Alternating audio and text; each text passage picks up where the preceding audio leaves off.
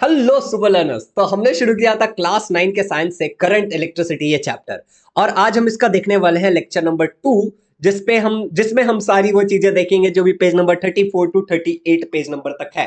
Bye the way, my name is Shubham Jha, an educator by choice, a certified memory coach and a creative learner. And हाँ, इसका lecture 1 already upload कर दिया गया है। Description में बहुत सारे चैप्टर्स का पूरा प्लेलिस्ट का लिंक मिल जाएगा।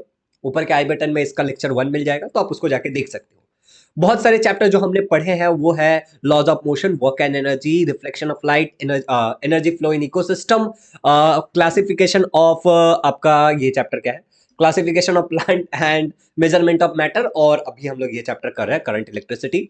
फिर एसिड बेस सॉल्व करेंगे और फिर सीक्वेंस से सारे चैप्टर खत्म करते चले जाएंगे। तो इस चैनल पे सारे चैप्टर आने वाले हैं, तो इस चैनल को सब्सक्राइब कर लो। और अगर तुम्हें कुछ स्पेसिफिक चीज चाहिए जैसे नोट्स या फिर जो भी चीजें 9 से रिलेटेड मैं कर रहा हूं, अगर तुम्हें सबसे पहले चाहिए तो ये टेलीग्राम चैनल को ज्वाइन कर लेना। डिस्क्रिप्शन में इसका लिंक मिल जाएगा, चैट में भी पिन कर दूंगा, चैट में भी पिन कर दूंगा। चलो फिर स्टार्ट करते हैं, आगे बढ़ते हैं। अब आज के लेक्चर में जो सबसे पहले हम जो चीज देखने वाले हैं that is Ohm's law. Now Ohm's law को समझने के लिए एक सिंपल सा मैंने सर्किट लिया है, आप लोगों को दिख रहा होगा। इस सर्किट में क्या है, ये वायर है जो आपको दिख रहा है, ये एक बल्ब है और यहाँ पे एक ड्यूरासेल का बैटरी डाला गया है। तो मान लो एक बैटरी है, तो ये क्या है, basically this is a potential difference. Let the potential difference be V, तो हम इसको वी बोल देते हैं पोटेंशियल डिफरेंस को। वैसे पोटेंशियल डिफरेंस को वी ही बोलते हैं, ये भी हमें पता है। फिर यहाँ पे जब यहाँ से करंट, मतलब ये जो पोटेंशियल डिफरेंस प्रोवाइड करेगा, तो चार्जेस ऐसे फ्लो होंगे, और चार्जेस फ्लो होंगे तो यहाँ पे करंट होगा ना, यहाँ पे चार्ज फ्लो मतलब करंट। लास्ट लेक्चर में समझा। तो कहते हैं let the current be I. अगर मैं करंट को आई कह देता हूं, तो देखो अभी क्या था, एक एक एक ये था, ठीक है, एक बैटरी था, तो करंट कुछ तो फ्लो कर रहा होगा। मैं एक बैटरी बढ़ा देता हूं, मैंने 2 बैटरी कर दिया, तो अब इसमें ज्यादा करंट फ्लो करेगा। तो ये जो बल्ब है मेरा, ठीक है, ये बल्ब ज्यादा ग्लो करेगा। ये जो मेरा बल्ब है ये ज्यादा ग्लो करेगा। इस तरीके से दिख नहीं रहा है, ग्लो दिख नहीं रहा है, किधर गया भाई, ये रहा। येलो कलर तो दिखता ही नहीं है, रेड दिखेगा। हाँ, तो ये जो मेरा बल्ब है थोड़ा ज्यादा ग्लो करेगा, 2 बैटरी है तो। इस तरीके से चलो मैं क्या करता हूं, पोटेंशियल डिफरेंस मैंने इंक्रीज किया बेसिकली। तो जब मैंने पोटेंशियल डिफरेंस इंक्रीज किया तो क्या हुआ, करंट भी मेरा इंक्रीज हुआ, बल्ब ज्यादा ग्लो कर रहा है। अच्छा, मैं एक काम करता हूं, एक और बैटरी बढ़ा के देखता हूं, ठीक है। तो एक और बैटरी बढ़ा दिया, 3 बैटरी कर दिया। अब करंट भी बढ़ेगा, potential difference increases even more. तो क्या होगा, करंट और ज्यादा बढ़ गया। करंट और ज्यादा बढ़ा तो मेरा बल्ब और ज्यादा ग्लो करेगा। तो इससे मुझे एक चीज समझ में आ रहा है कि अगर मैं पोटेंशियल डिफरेंस को बढ़ाते चला जाऊंगा तो मेरा करंट भी बढ़ता चला जाएगा। ये तो वही चीज हो गई ना कि तुम्हारे घर पे जब वोल्टेज ज्यादा होता है तो बल्ब सही से जलता है, लेकिन जब वोल्टेज कम होता है तो बल्ब डिम हो जाता है। वही है ओहम्स लॉ, और कुछ नहीं है भाई, ओहम्स लॉ वही है एकदम। तो मैं क्या बोलता हूं, if the physical state of the conductor remains same. अब ये कंडक्टर था, यहाँ पे वायर क्या था, एक कंडक्टर था, जिसके बारे में हम जानते हैं और आगे थोड़ा और पढ़ेंगे कंडक्टर के बारे में। अगर उसका फिजिकल स्टेट सेम रहता है, फिजिकल स्टेट मतलब क्या होता है आगे दिखेंगे, तो क्या होगा, द करंट आई, जो करंट इसमें से आई फ्लो हो रहा है through it, is directly proportional to the potential difference V. तो जो करंट इसमें से ऐसे फ्लो हो रहा है वो पोटेंशियल डिफरेंस जो तुम बैटरी प्रोवाइड कर रहा है उससे डायरेक्टली प्रोपोर्शनल है। मतलब अगर तुम पोटेंशियल डिफरेंस बढ़ाते चले जाओगे तो तुम्हारा करंट भी बढ़ते चला जाएगा, अगर पोटेंशियल डिफरेंस घटते चला गया तो करंट भी घटते चला जाएगा। इस रिलेशनशिप को बोलते हैं डायरेक्टली प्रोपोर्शनल, मतलब ये बढ़ाओगे तो ये भी बढ़ेगा, तो पोटेंशियल डिफरेंस बढ़ाओगे तो करंट भी बढ़ेगा। This is called as Ohm's law. समझ में आया। अब ये फिजिकल स्टेट कौन से लेंथ की, तुम्हारा वायर कितना लंबा है। दूसरा है तुम्हारा एरिया ऑफ क्रॉस सेक्शन की, भाई जो वायर है तुम्हारा, मतलब बेसिकली तुम्हारा वायर कैसा होता है, इस तरीके का वायर होता है ना तुम्हारे, इस तरीके का वायर होता है। तो ये जो एरिया है ना, ये वाला जो एरिया है उसको क्रॉस सेक्शन बोलेंगे। अब इससे इतना मोटा वायर है तो इसका क्रॉस सेक्शन भी बड़ा है। समझ गए, एरिया ऑफ क्रॉस सेक्शन समझ में आ गया तुम लोग को। Okay great. टेम्परेचर की, तुम्हारे रूम का टेम्परेचर कितना है। उसके अलावा the material it is made up of, कि तुम्हारा वायर किस चीज से बना है भाई। तुम्हारा वायर हो सकता है कि तुमने वायर बनाया हो स्टील से बनाया, कॉपर से बनाया, एल्यूमिनियम से बनाया, सोने का तार है, लोखंड का तार है, किस चीज का तार है, दैट आल्सो इट किस चीज का वायर है बेसिकली, उस पर भी डिपेंड करता है। तो ये फिजिकल स्टेट मतलब ये 4 चीजें होते हैं, length, area of cross section, temperature and material it is made up of. चलिए फिर आगे बढ़ते हैं। अब अगर ये सारी चीजें कांस्टेंट रहेगी तभी V is directly proportional to I होगा। अगर ये इसमें से कोई भी चीज अगर बदल रहा है तो ऐसा नहीं होगा। इसको थोड़ा वर्ड्स में लिखते हैं। तो देखो V is directly proportional to I। अगर V is directly proportional to I, तो अगर ये प्रोपोर्शनलिटी साइन हटा के इक्वल टू डालूंगा तो कोई तो कांस्टेंट डालना पड़ेगा। यहां पे जो मैं डाल रहा हूं R, वो मेरा कांस्टेंट है। क्या है, R मेरा कांस्टेंट है। R को मैं बोलता हूं रेजिस्टेंस। R क्या है मेरा, रेजिस्टेंस। अब यहां पे ध्यान से देखो, V is equal to RI, ये मुझे एक फॉर्मूला मिल गया, वोल्टेज का फॉर्मूला मिल गया ना, V is equal to RI, जो आगे न्यूमेरिकल सॉल्व करने में मैं यूज करूंगा। इसको याद कैसे रखते हैं, वी आर इंडियन, कैसे याद रखेंगे, वी आर इंडियन, याद हो गया ओम्स लॉ, बहुत इजी है। चलिए आगे बढ़ते हैं। अब और तुम इसको अगर तुम यहाँ पे रेजिस्टेंस की वैल्यू ढूंढने जाओगे तो क्या होगा, V divide by I. Arrangement किया खाली, थोड़ा सा आसान है ना, एकदम इजी है। चलो तो मैं क्या लिखता हूं, this is known as Ohm's law. इन सबको हम क्या बोलते हैं, ओहम्स लॉ कहते हैं। V is equal to R I, we are Indian, ये ओहम्स का लॉ है। आगे बढ़ते हैं बच्चा लोग, एक सवाल है, ठीक है। तो बेसिकली लास्ट लेक्चर तक हमने 7 क्वेश्चन पूछे थे आपसे, तो आप जाके वो लास्ट लेक्चर देख सकते हो। अभी 8वें क्वेश्चन से शुरू हो रहा है, क्योंकि 7 क्वेश्चन ऑलरेडी लेक्चर 1 में मैंने पूछ लिया था। तो resistance is equal to ABCD, जो भी इसका आंसर आप कमेंट करके बता देना। अगला क्वेश्चन है, resistance is dashed, variable, increases over time, decreases over time, remains constant, ये भी तुम्हें बताना है। और यहां पे ये ओम्स लॉ का जो बेसिक वाला पार्ट था, जो कैसा होता है ओम्स लॉ का डेफिनेशन क्या है, ये सारी चीजें क्लियर हो गई है। Let's move further. अब बात करते हैं रेजिस्टेंस। ओम्स लॉ में एक नया चीज निकल के आया जिसको रेजिस्टेंस बोलेंगे। तो अब रेजिस्टेंस क्या होता है, इसको बहुत अच्छे से समझना है। तो देखो, ये एक बेसिकली एक कंडक्टर है। इसके अंदर बहुत सारे एटम है, और एटम के अंदर जो इलेक्ट्रॉन्स है वो रैंडम डायरेक्शन में घूम रहा है। क्या हो रहा है, वो रैंडम डायरेक्शन में घूम रहा है। लेकिन there are large number of free electrons in a conductor. एक कंडक्टर में large number of free electrons होता है। They are constantly in random motion, वो रैंडम मोशन में होता है। लेकिन जैसे ही मैं एक पोटेंशियल डिफरेंस कनेक्ट कर देता हूं, मतलब जैसे ही मैं एक बैटरी कनेक्ट कर देता हूं इनके बीच में, जैसे मैं एक बैटरी कनेक्ट कर दूंगा, तो क्या होगा, ये जो चार्जेस है वो एक डायरेक्शन में फ्लो करने लगेंगे। और जब ये फ्लो करते हैं तो ये टकराते हैं। ये क्या होता है, moving electrons strike with the atoms. तो इसके अंदर जो एटम दिख रहा है ना, इस एटम से टकराएगा। And ions while lie along their path. तो मतलब ये जब इस तरीके से जाते रहेगा, तो इसके रास्ते में जो भी एटम आएगा, या फिर जो भी आयंस आएगा, या फिर इस वायर का ही, ये जो वायर है, इस वायर का ही दीवार से ये टकरा सकता है और ये कोलाइड करेगा। जब ये कोलाइड कर रहा है, मतलब इसको दिक्कत हो रही है, इसको ऐसे आगे जाने में कुछ दिक्कत हो रही है। तो मैं क्या बोलता हूं, सच कोलिजन कॉज ओपोजिशन। ये जो कोलिजन हो रहा है, जो ये टकरा रहा है, ये ओपोजिशन कॉज कर रहा है, मतलब ये थोड़ी दिक्कत दे रहा है to the flow of electrons, किसको, इलेक्ट्रॉन्स के फ्लो को। एंड अपोज द करंट, और ये करंट को अपोज कर रहा है, फ्लो होने नहीं दे रहा है। ये दिक्कत है, इसी को मैं क्या कहता हूं, दिस दिस ऑपोजिशन। ये एक्स गलती से आ गया, ठीक है, तो इस एक्स को हम हटा देते हैं। तो this opposition is called as, इसी ऑपोजिशन को हम क्या बुलाते हैं, रेजिस्टेंस ऑफ द कंडक्टर। मतलब resistance is like a speed breaker. Simple term में याद रखो, रेजिस्टेंस क्या है, it's like a speed breaker. ये आपका रोड है, ये आपकी गाड़ी जा रही है, यहां पे ब्रेकर, यहां पे ब्रेकर, आपको दिक्कत हो रहा है। It's the opposition to flow of the current. Opposition towards the flow of current is called as resistance. चलो अब आगे बढ़ते हैं, इसी बात पे थोड़ा सा आगे बढ़ते हैं और अगला चीज देखते हैं। तो more the resistance less the current. अब बताओ, तुम्हारे रोड पे अगर ज्यादा ब्रेकर रहेगा तो तुम्हारा स्पीड कम हो जाएगा, तुम्हारा फ्लो कम हो जाएगा। तो ज्यादा रेजिस्टेंस कम करंट। अच्छा, अगर कम करंट का मतलब कम रेजिस्टेंस तो ज्यादा करंट, कम ब्रेकर मतलब तुम स्पीड में जाओगे। समझ में आ गया ना। तो resistance is like a speed breaker. अगर ब्रेकर ज्यादा होगा तो स्पीड कम हो जाएगा, अगर ब्रेकर कम होगा तो स्पीड बढ़ जाएगा। तो रेजिस्टेंस ज्यादा होगा तो करंट कम हो जाएगा, रेजिस्टेंस कम होगा तो करंट बढ़ जाएगा।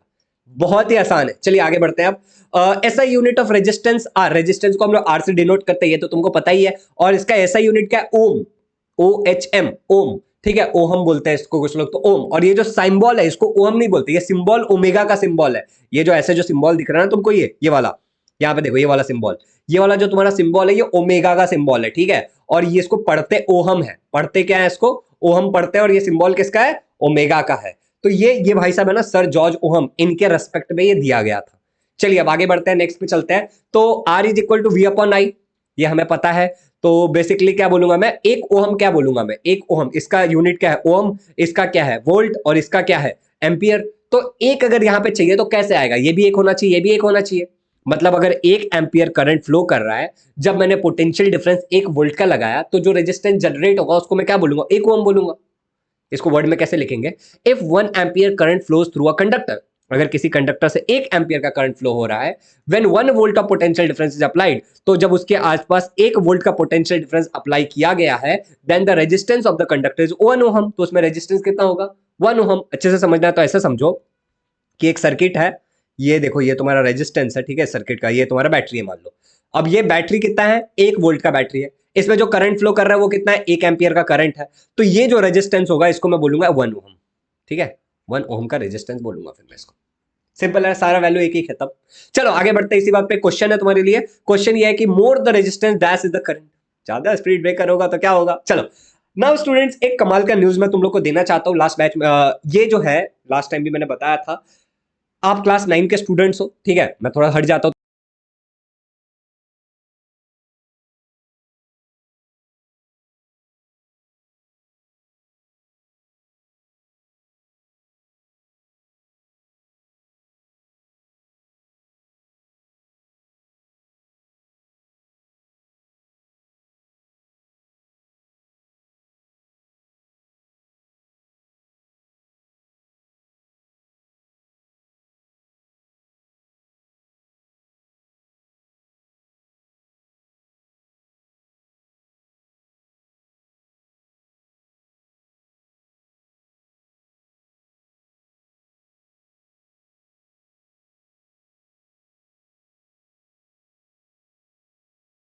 और बेसिकली आपको क्या करना है, लिंक में जो लिंक दिया गया डिस्क्रिप्शन में उस पर क्लिक करके ये कोड यूज करना है सब्सक्रिप्शन लेने के लिए या फिर इसमें इनरोल करने के लिए। तो ये कोड है SJ Super 10। तो अगर आप इस सक्षम बैच में इनरोल करना चाहते हो तो you can use this code to get 10% discount, SJ Super 10। और अगर आपके पास सब्सक्रिप्शन है तो आप बिल्कुल इनरोल कर सकते हो। तो do check the links in the description and use don't forget to use my code SJ Super 10 to get 10% discount. Let's move further.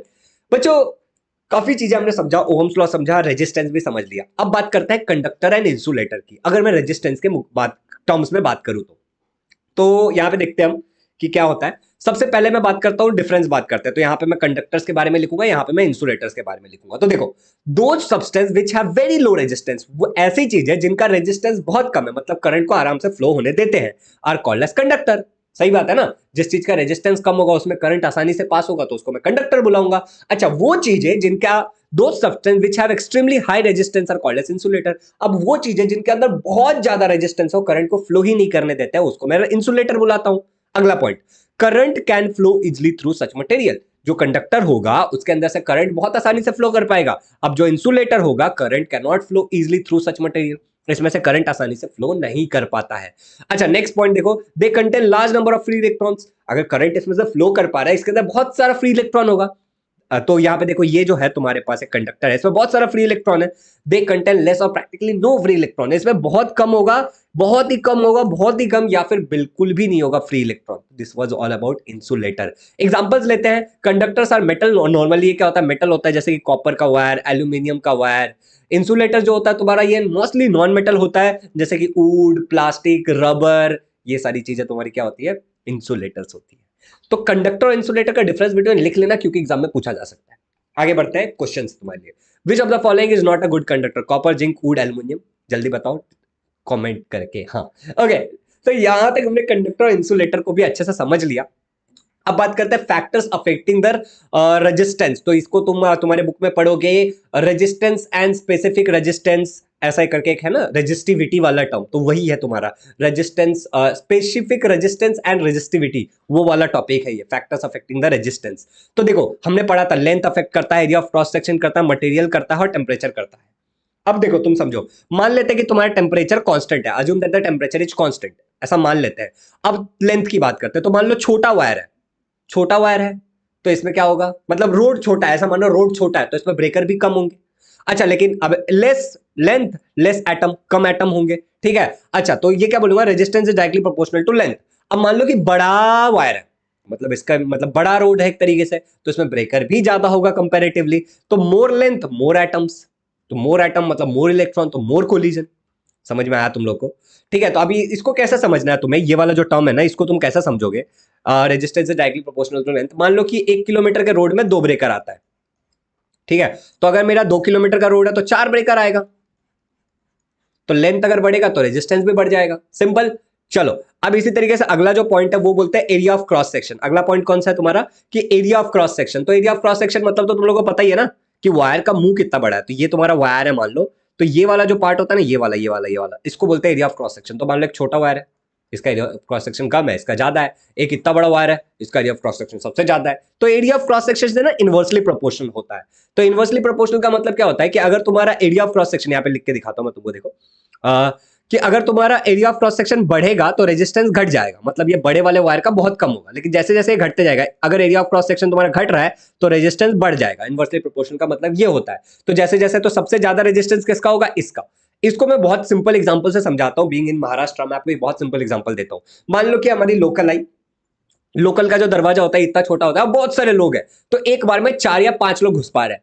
लेकिन यही दरवाजा अगर और बड़ा हो जाता, अगर ये दरवाजा और बड़ा हो जाता तो बहुत सारे लोग घुस सकते थे। तो मतलब ये मान लो ये इलेक्ट्रॉन्स है और ये एरिया ऑफ क्रॉस सेक्शन है। तो अगर बहुत सारे लोग एक साथ घुसने की कोशिश कर रहे हो, दरवाजा छोटा है, तो रेजिस्टेंस ज्यादा है, दिक्कत ज्यादा हो रहा है, अपोजिशन ज्यादा हो रहा है। लेकिन वही मान लो बड़ा ये है और थोड़े बहुत है, तो आराम से घुस जाएंगे। तो मैं क्या बोलता हूं, कि if the door is wider more people can enter, resistance is less, मतलब अगर ये डोर अगर बड़ा होता तो ज्यादा लोग घुस पाते, रेजिस्टेंस कम है, ऑपोजिशन कम है। लेकिन इसी तरीके से if the wire is thicker, अगर वायर अगर आपका मोटा होगा तो more electrons can flow as resistance is less, तो अगर वायर मोटा होगा तो ज्यादा इलेक्ट्रॉन पास कर पाएंगे उससे, तो क्या होगा, तुम्हारा रेजिस्टेंस कम होगा। तो resistance is inversely proportional to area of cross section. तो ये वाला भी क्लियर हो गया। अब मटेरियल का कैसा है, तो ये इन दोनों को अगर मैं मिलाता हूं, मटेरियल का कैसा है कि अगर तुम्हारा मान लो कि तुम एक कॉपर का वायर ले रहे हो तो उसकी रेजिस्टिविटी अलग होगी, उसका रेजिस्टेंस कैपेसिटी अलग होगा। अगर तुम लोखंड का वायर ले रहे हो तो उसका अलग होगा। तो अलग अलग मटेरियल के अलग अलग होता है एट अ कांस्टेंट टेम्परेचर।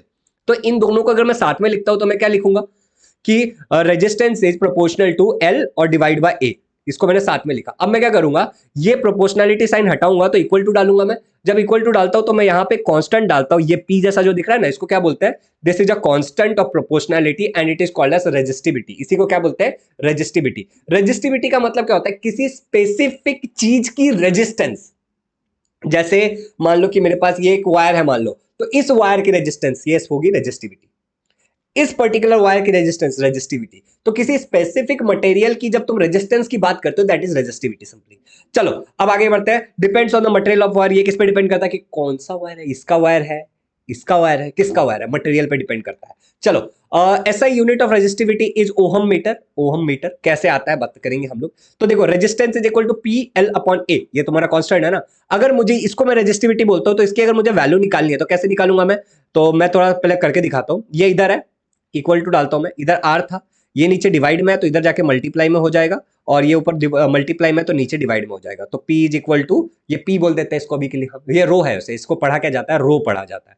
तो rho is equal to R into A divide by L. तो अब देखो यहाँ पे, देखो वही चीज मैं लिख रहा हूं यहाँ पे तुम्हारे लिए, R A divide by L. अब देखो ना, रेजिस्टेंस का यूनिट क्या है, ओहम है।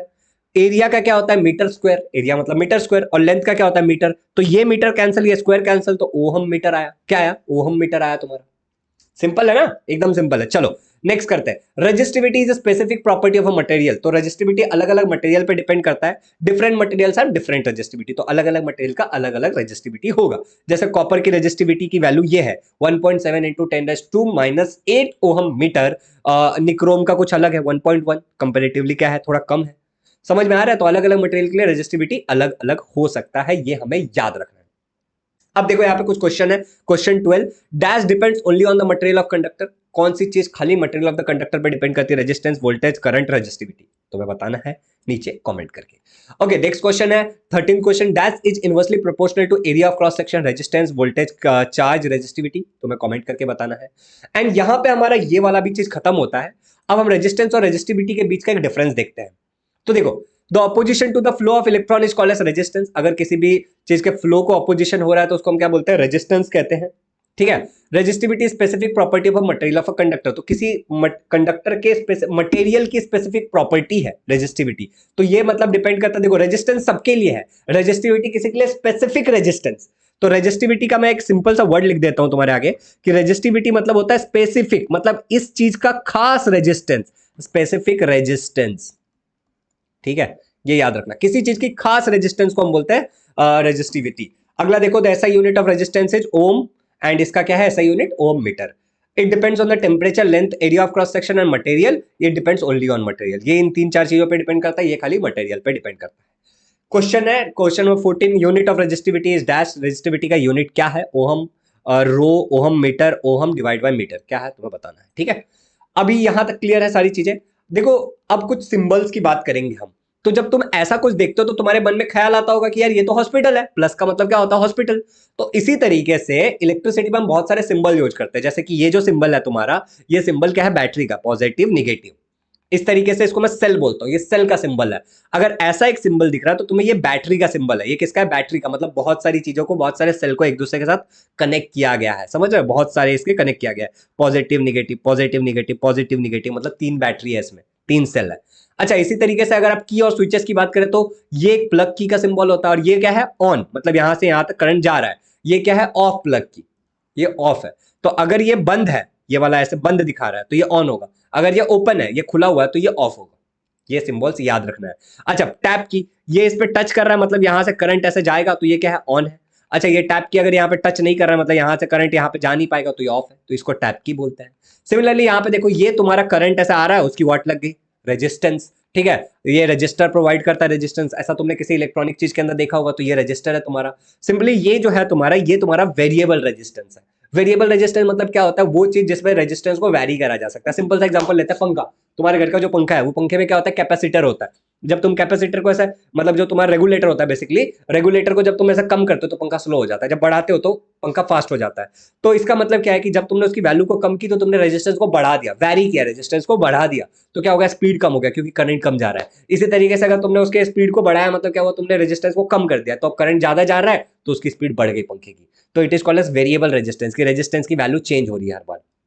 नेक्स्ट यहाँ पे देखो मेजरिंग इंस्ट्रूमेंट, जैसे कि यहाँ पे देखो एमीटर है। एमीटर क्या करता है, तुम्हारे करंट को मेजर करता है। Ammeter is used to measure the current flowing through a circuit, क्योंकि तुम्हारे सर्किट में से कितना करंट जा रहा है। A4 इसका सिंबल है एमीटर। इसी तरीके से एक और है वोल्ट मीटर है। वोल्ट मीटर का काम क्या है, पोटेंशियल डिफरेंस को मेजर करना, कि दो पॉइंट्स के बीच में कितना पोटेंशियल डिफरेंस है, इसका और इसके ताकत के बीच में डिफरेंस कितना है। इसको हम वोल्ट में लेते हैं, उसको हम एम्पियर में लेते थे। समझ में आया? तो ये क्या होता है, voltmeter is used to measure the potential difference in volt. Clear हो गया? चलिए अब यहाँ पे देखिए कंडक्टिंग वायर, तो ये वायर है बेसिकली, तुम्हारा वायर का सिंबल ऐसा होता है, एक लाइन होता है सिंपली, ठीक है। अब यहाँ पे देखो क्रॉस, मतलब ये वायर ऐसे एक जा रहा था, दूसरा वायर इस पे से जंप मार के चला गया, मतलब एक वायर जा रहा था दूसरा वायर इस पे से जंप मार के चला गया, तो क्रॉसिंग वायर। वायर मतलब एक वायर ऐसा था, दूसरा वायर इस पे से ऐसा गया बिना टच किए। सिमिलरली यहाँ पे ये बल्ब का सिंबल है, बल्ब ऐसे दिखाते हो तुम, ठीक है, इलेक्ट्रिक बल्ब। तो आई होप कि सारे सिंबल्स तुम्हें समझ में आ गए होंगे। अब देखो question 15, dash is used to measure the potential difference in volt. किस चीज को यूज करते हैं पोटेंशियल डिफरेंस को वोल्ट में मेजर करने के लिए। Ammeter is used to measure dash, voltage, resistivity, resistance, current. तुम्हें कमेंट करके इसका आंसर देना है। Is it clear? यहां तक सारी चीजें क्लियर हो गई। नाउ बच्चा लोग, तुम लोग को एक पॉइंट है experimental proof of ohm's law. इससे तुम्हें प्रूफ क्या होता है मालूम है, कि रेजिस्टेंस हमेशा कांस्टेंट रहता है। तो इस चीज को मैं नहीं बता रहा हूं, मैं तुम्हें जेन्युइनली बता रहा हूं कि ये चीज मैं नहीं बता रहा हूं अभी तुम्हें, ठीक है। तो तुम इसका बुरा मत मानना, क्योंकि it is not that important, ऐसा मुझे लगता है, एग्जाम में पूछेंगे नहीं, and we can save our time. तो हम डायरेक्टली चलते हैं न्यूमेरिकल्स की तरफ। तो टाइप बी न्यूमेरिकल्स देखेंगे हम यहाँ पे। आई होप की रिकॉर्डिंग हो रही है। एंड देखो बच्चों, मैं इन चीज़ों को ज़्यादा फैंसी नहीं रखता, तुम्हारे भाई के जैसे पढ़ाता हूँ मैं, कि तुम्हें चीज़ें आसान लगे। तो टाइप बी के फॉर्मूले कौन से यूज होंगे टाइप बी में, देख लो। Voltage is equal to I into R, ये तुम्हें पता है ओम्स लॉ का, और ये रेजिस्टेंस मतलब रेजिस्टिविटी वाला फॉर्मूला है। ये दो फॉर्मूला यूज होंगे। पहला क्वेश्चन देखो, बहुत सिंपल है। The resistance of a filament of a light bulb is 1000 ohm. एक फिलामेंट ऑफ बल्ब है जिसका 1000 ओहम रेजिस्टेंस है। If the bulb is fed by current of a source of potential difference, मतलब potential difference तुम्हें 230 volt दिया है, how much current will flow through it, इसमें से कितना करंट फ्लो होगा। देखो गिवन क्या है, resistance 1000 ohm, potential difference 230 volt. Find क्या करना है तुम्हें, करंट ढूंढना है। ओहम्स लॉ यूज करोगे। देखो वी है, आर है, आई ढूंढना है। वी आर इंडियन, याद है तुम्हें फॉर्मूला, वी आर इंडियन, ये फॉर्मूला यूज करना। सिंपल है, सॉल्यूशन में लिखो R is equal to V upon I. Resistance का फॉर्मूला याद है ना, कैसे हुआ, ओम्स लॉ याद रखना। देखो वी आर इंडियन, यहां पे इक्वल टू, यहां से आर चाहिए तो आर क्या हो जाएगा, वी इधर है, ये मल्टीप्लाई में, तो इधर आके डिवाइड में आ जाएगा। बार बार नहीं बताऊंगा, एक ही बार बताऊंगा, ठीक है। एडजस्टमेंट किया सिंपली। तो चलो यहां तक क्लियर हो गया। अब आगे बढ़ते हैं। यहाँ पे वैल्यूज डालो। आई इज इक्वल टू क्या हो जाएगा, करंट की वैल्यू क्या निकलेगी, आई उधर गया, आर इधर आया, तो वी अपॉन आर, ठीक है। तो करंट ढूंढना था ना हमें, तो आई 230 क्या था हमारा, वोल्टेज था, और यहाँ पे रेजिस्टेंस 1000 था। इसको डिवाइड करके आंसर क्या आएगा तुम्हारा, ये zero E zero cancel, 0.23 ampere current है, इसलिए एम्पियर में। सिंपल। चलो नेक्स्ट सम पे जाते हैं। A current of 0.2 ampere, current की वैल्यू दी है, through a conductor when potential difference की वैल्यू दी है 24 volt. Find applied its two and what is the resistance, resistance ढूंढना है। तो तुम्हें करंट दिया है 0.24 एम्पियर, पोटेंशियल डिफरेंस दिया है 24 वोल्ट, और तुमको पूछ रहा है रेजिस्टेंस। सिंपल, ठीक है। देखो गिवन क्या है, करंट दिया है, पोटेंशियल डिफरेंस दिया है, ये दोनों वैल्यूज है। फाइंड क्या करना है, रेजिस्टेंस फाइंड करना है। फॉर्मूला तुम्हें पता है, we are Indian, ohm's law. अब देखो यहाँ पे याद है आर कैसे आया था, वी अपॉन आई। ढूंढो, अब वी की वैल्यू कितनी है 24, आई की वैल्यू कितनी है 0.24, डिवाइड करो, इसको आंसर आएगा 100 ओहम, क्योंकि रेजिस्टेंस है इसके लिए ओम लगाया। बहुत स्ट्रेट फॉरवर्ड क्वेश्चन है, इसलिए फटाफट ले रहा हूं। चलिए आगे बढ़ते हैं। और अब अगला एक और सम है तुम्हारा सॉल्व एग्जांपल में। देखो, determine the current that will flow through a potential difference of 33 volt if applied is applied between two ends of the appliance having resistance 100 ohm.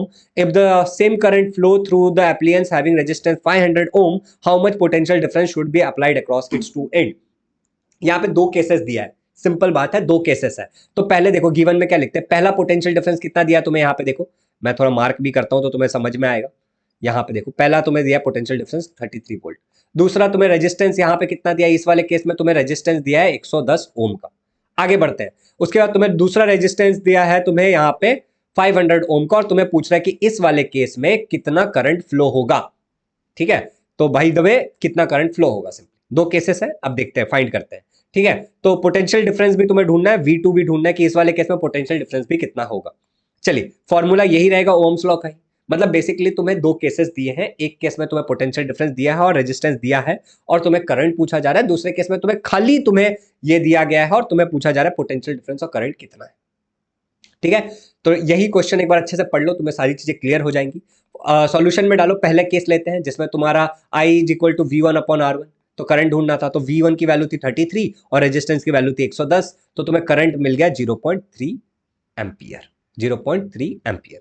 अब देखते हैं केस 2। तो केस 2 में क्या है भाई, V2 = I × R2। देखो करंट तो सेम ही रहेगा ना, करंट तो सेम ही रहेगा, ये हमें याद रखना है। तो हम कैसे ढूंढेंगे, देखो V2 = I × R2। ठीक है, तो यहां पे देखो V2 = I की वैल्यू हमने अभी भी निकाली थी 0.3, R2 500, तो यहां पे देखो V2 क्या आ जाएगा 150 वोल्ट। सिंपल है ना, 3 लाइन का सॉल्यूशन है। क्लियर हो गया, क्लियर हो गया। अब क्योंकि ये वोल्टेज था तो हम यहां पे ये लिखेंगे। Clear, okay. अगला देखो ये क्वेश्चन क्या है, the length of a conducting wire is 50 centimetre, centimetre में इसको मीटर में करना पड़ेगा, and its radius is 0.5 millimetre, और उसका रेडियस कितना दिया 0.5 millimetre. If the resistance is 30 ohm, ठीक है, what is the resistivity of its material, resistivity ढूंढना है तुम्हें रो। तो गिवन देखो लेंथ दिया 50 सेंटीमीटर, इसको मीटर में कन्वर्ट किया तो डिवाइड बाय 100 करते हैं, मतलब क्या हो जाएगा 50 मल्टीप्लाई बाय 10⁻², 10⁻²। है ये। उसके बाद रेडियस दिया हुआ है 0.5 मिलीमीटर, तो इसको करोगे तो 10⁻⁴ से मल्टीप्लाई करना पड़ेगा तुम्हें। ठीक है, अब यहां पे देखो रेजिस्टेंस कितना दिया 30 ओम। ठीक है, रेजिस्टेंस हमें दिया हुआ है, रेजिस्टिविटी ढूंढना है, फॉर्मूला ये है रेजिस्टिविटी का, R = ρL/A। तो चलो यहाँ पे थोड़ा एडजस्टमेंट करते हैं, तो रो = RA/L, ये मैंने थ्योरी में बताया था तुम्हें कैसे करा जाता है।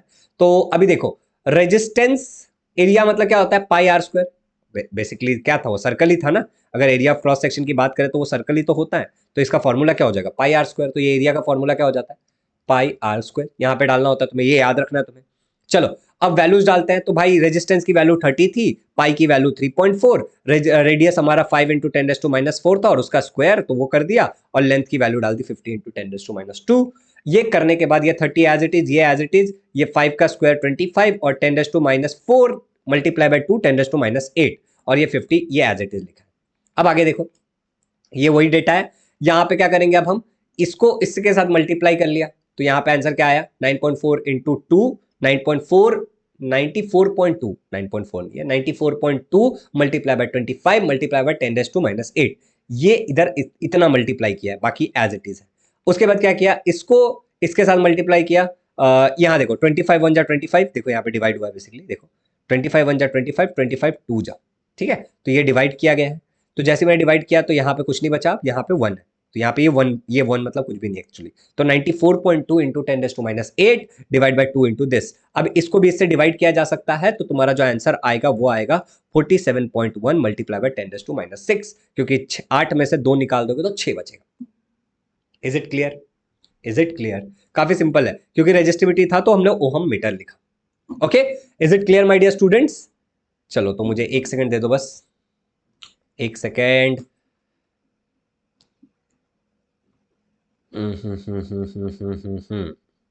तो we are done, I think so we are done.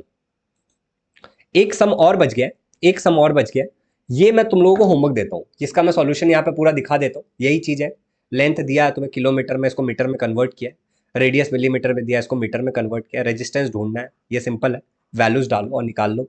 ठीक है, तो ये तुम्हें मैं सॉल्यूशन दिखा रहा हूँ, पूरा देख लो सॉल्यूशन।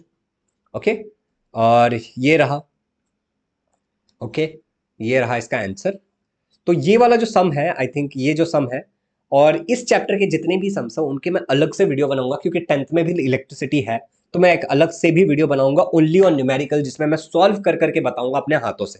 ठीक है, चलो तो यहाँ पे क्वेश्चन है 19th क्वेश्चन है, वोल्टेज इज इक्वल टू क्या है, ओहम्स लॉ वाला पूछ रहा है बेसिकली। एंड यहाँ पे हमारा ये सारा चीज खत्म होता है। देखो मैंने थोड़ा फास्ट लिया क्योंकि चीजें बहुत ही आसान है, न्यूमेरिकल्स मैंने थोड़ा बहुत ज्यादा फास्ट लिया है, तो मैं शायद समझ में भी ना आए, तो डोंट वरी, एंड में मैं न्यूमेरिकल पे एक अलग से वीडियो बनाऊंगा इस चैप्टर का। तुम कमेंट करके जरूर बताना कि तुम्हें चाहिए कि नहीं चाहिए, अगर तुम्हें चाहिए होगा तभी बनाऊंगा। ठीक है, so thank you so much for watching this video, do subscribe to the channel and share it among your friends and hit the like button. सारे क्वेश्चन के आंसर जरूर देना, और डिस्क्रिप्शन में सारे चैप्टर के लिंक मौजूद है, तो उसको भी जाके एक्सप्लोर कर लेना। Thank you so much, take care, have a good day, happy learning.